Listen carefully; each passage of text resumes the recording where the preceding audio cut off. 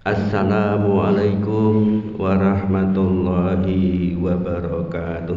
Warahmatullahi wabarakatuh. Alhamdulillahi rabbil alamin. Asyhadu an la ilaha illallah wa asyhadu anna Muhammadan abduhu wa rasuluhu la nabiyya ba'dah. Allahumma salli wa sallim ala Muhammad wa ala alihi wa sahbihi wa man tabi'ahum bi ihsanin ila yaumiddin, amma ba'du.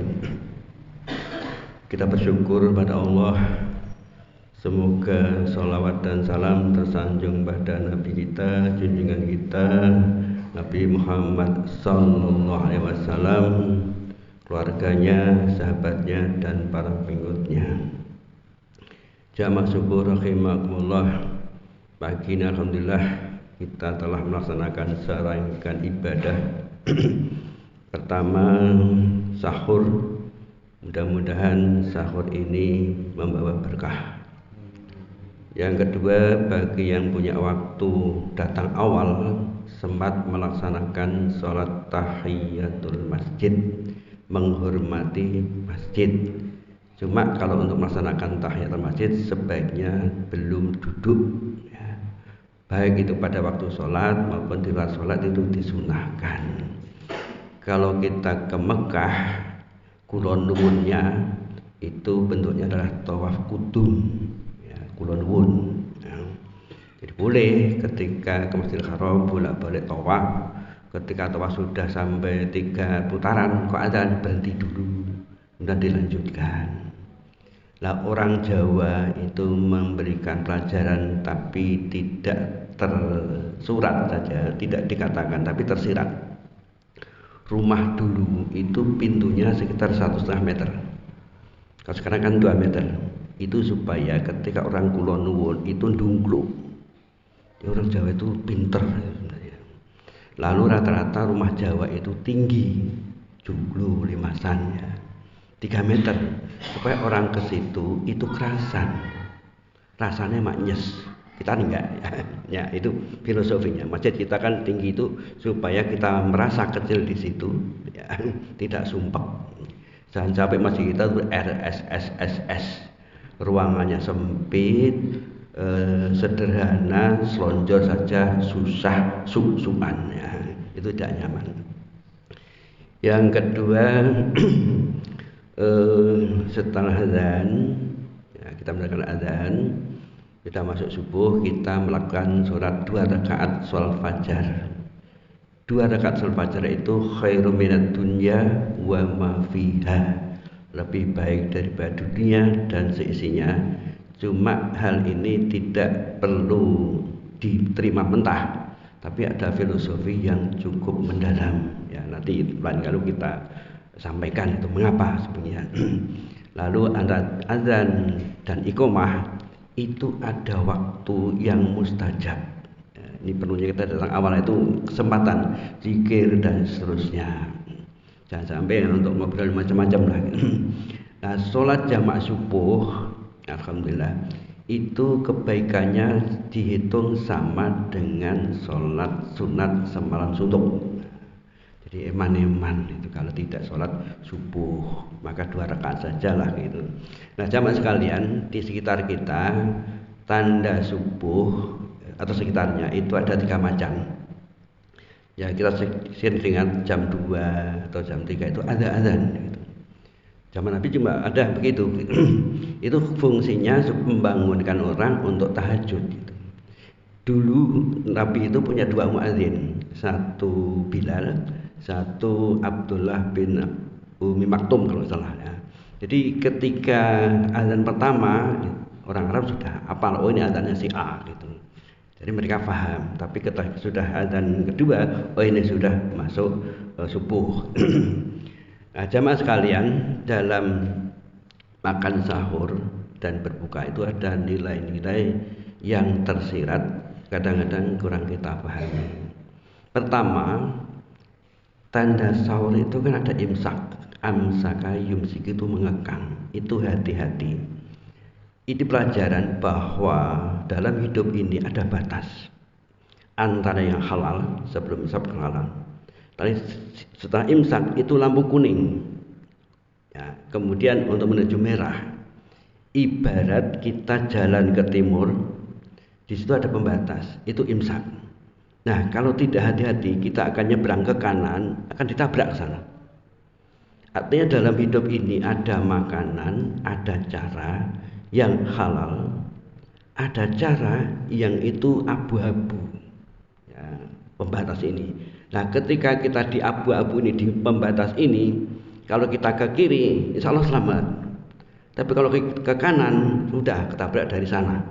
Apalagi kalau di Malaysia, kecepatan dalam kota itu 100 km per jam. Hati-hati kalau Malaysia, karena penduduknya jarang, banter sekali. Nah itu apa? Hidup ini seperti itu. Ada yang abu-abu. Nah ketika orang di abu-abu ini, syubhat namanya. Ini ibarat kambing, dingon, ya, kayaknya ngerti dingon orang ya. Tahu ya, di gembala, di pematang, galengan. Ya. Ya udah makan rumput, tapi lama-lama kan mesti makan tanduran. Ya. Nah kondisi orang-orang melakukan larangan itu mula-mula sudah apa-apa kok sidik gitu, rakonangan. Banyak hal-hal yang itu dikatakan syubhat, tapi juga itu sebenarnya larangan. Terutama maaf sekali di lembaga pemerintahan saya lamalah bergerak di pemerintahan, ya Allah gitu ya. Contoh, terutama yang bekerja di bidang keuangan ya, repot itu. Pertama kadang-kadang ditekan oleh atasan, kudu ngene. Nah aku ramanut, aku dipecat atau dipindah. Ini nak manut bertentangan dengan nurani. Contoh, jalur ratu ke ember, neng diakoke gak kita itu ke ember. Gue jalur cap nang toko, bahkan itu sudah manipulasi lagi. Jadi regane 8.000 digawe 10.000. Tidak nyampe itu, tibane repot. Bendahara itu punya macam-macam. Ya, tibane kangelan golek cap, gawe cap dewi, fiktif, dicapi begitu. Kadang-kadang uangnya tidak keluarkan, bawa kasih penting payu. Ini sistematis ya Allah. Maaf ya cilik gede-gede gitu. Jadi kalau mau tahu mengapa kok sekian triliun macam-macam itu ya kayak gitu. Secara administrasi tidak bisa disalahkan. Ono buktine kabeh kok. Ya. Maaf ya ini biar bapak-bapak itu kita tahu mengapa kok sampai 349 triliun kok macam-macam kan itu. Kira-kira seperti itu. Yang kedua, maaf ini. Ada orang yang datang ke suatu kantor, sik tekoki mek wong loro. SPJ-ne 10. Sing 8 ndi turu nang omah. Ya, saya mengalami kan itu pernah ada 2 bulan menggantikan sekretaris gitu. Oh ya Allah, saya enggak mau gitu. Debat sampai 1 jam. Akhirnya apa? Pak, hidup ini tidak hanya di dunia tapi sampai akhirat. Apa kata saya kalau saya datangani 10 ini, saya ngomong apa pada Tuhan? Dan dia orang Islam juga gitu. Nah ini ya Allah, kerugian negara di situ. Sehingga kalau loro SPJ ini 10, berarti korupsi 10. Kadang-kadang harinya itu janjiannya mek sedino. Ya. Itu diakoke 3 hari. Itu terjadi. Terutama bulan Oktober November itu terjadi. Kemudian yang kedua maaf sekali ini juga terjadi. Saya misalnya ngajar 10 kali. Kalau ngajar dihitung 100, berarti kan 1 juta. Ya. Nah itu yang saya terima itu cuma 800. Tapi tanda tangannya 2 macam. 1 tanda tangan 800, 1 tanda tangan 1 juta. Nah yang tujuh itu SPJ, yang 800 untuk tanda terima. Nah saya misalnya ya ini habis kita tanda tangani pora. Kalau yang 1 juta tidak saya tanda tangani, saya menghambat administrasi. Padahal saya cuma menerima 800. Ini kondisinya, maaf ya. Oleh karena itu jamaah sekalian, di dunia ini kalau kita itu yang penting itu akhlak, bukan pinternya. Akhlak itu lebih tinggi, lebih dibutuhkan daripada pinter. Ya. Negara rusak karena orang pinter, tetapi akhlaknya amburadul. Ini yang menjadi perhatian kita. Nah itu imsak dulu. Kemudian buka. Mengapa disunahkan makan dulu, terutama yang manis-manis. Kemudian sholat, baru kita makan. Ini pertama, makan itu, mengkonsumsi itu jangan berlebihan. Kulu washrabu wala tusrifu. Innallaha yuhibbul musrifin. Makan minumlah tapi jangan berlebihan. Nah, berlebihan di sini bukan banyaknya, ya, sesuai kebutuhan, bukan sesuai keinginan. Nah, maaf sekali, yang tua-tua yang sepuh-sepuh ini cukup merasakan ya. Ndek isih no ora ono sing dipangan. Bareng wis tuwa ora entuk mangan. Terutama kalau mantenan itu tersiksa. Nang pojok kene ana gendruwo, diabetes. Moro rene ana tuyul, kolesterol. Moro rene asam urat. Entuke mek peyek. Peyek gandeng untuk entek nang jero mek bal-balan. Oper kanan, oper kiri, 5 menit lagi kondo. Akhirnya apa? Mulai mampir warung. Nah, ifrat ya, musrif itu sesuai dengan yang kita butuhkan. Yang kedua, perut kita itu lapar tuh. Itu ya diisi dengan manis-manis dulu. Maka Nabi memberikan contoh adalah kurma. Kurma itu ada manisnya, menambah kekuatan. Anak muda kan tidak, yo rujak, yo bakso, yo es, nang jero yo campur Pak, apa-apa, ora yo perang dhewe gitu. Nah, efeknya apa? Ketika kita sholat terlalu kenyang, sotone utah. Ya nek ngimami paling bahaya kan itu. Ora sida ngimami. Ini efeknya. Baru kita ke sini. Nah, artinya apa? Yang halal saja ketika puasa kan tidak boleh dimakan, apalagi yang syubhat. Ya, kehalalan, keharaman makanan itu sudah jelas sekali. Yang diharamkan itu sebenarnya terbatas, sangat sedikit sebenarnya. Tapi yang dibolehkan adalah cukup banyak. Nah, bisa makanan itu haram karena jenisnya, tapi bisa juga karena cara memperolehnya. Jenisnya jelas gitu ya. Cuma yang abu-abu itu hati-hati aja. Misalnya maaf sekali ini bagi ahli hisab perokok ya. Itu memang ada dua pendapat. Ada yang mengharamkan, ada yang memakruhkan. Monggo saja lah ya. Tapi kalau kira-kira sudah jantungan ya tidak usah merokok, itu aja lah gitu. Tapi kalau kuat ya monggo, tapi yang delay-delay lah gitu ya. Jangan kok nyolok banget ya. Ini karena itu soal individu gitu. Terserah saja lah gitu. Kemudian cara merolehnya, ini perlu hati-hati ketika membeli barang. Itu harus jelas surat-suratnya, HP terutama.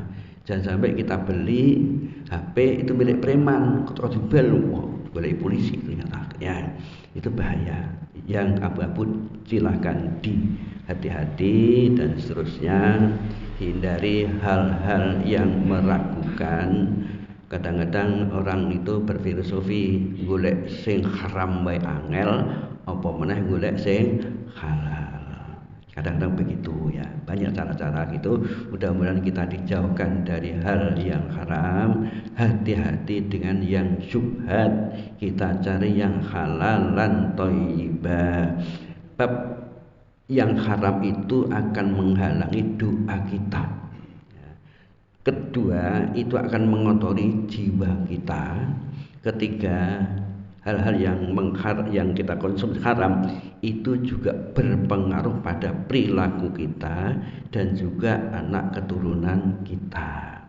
Contoh bapaknya Imam Ghazali dulu itu kan menemukan apel keli dilacak sampai ke Gunung Merapi misalnya, ketemu, diminta halalnya, alhamdulillah diizinkan. Maka lahirlah Imam Ghazali yang sufi itu menjadi anak yang soleh solehah. Ini bahayanya tidak hanya pada diri kita, tapi juga pada anak keturunan kita. Cobalah kita titeni Pak ya. Anak-anak orang koruptor ya, itu sudah mesti enggak karuan. Sudah bisa lihatlah contohnya banyak sekali. Sekian, mudah-mudahan dan manfaatnya. Assalamualaikum warahmatullahi wabarakatuh.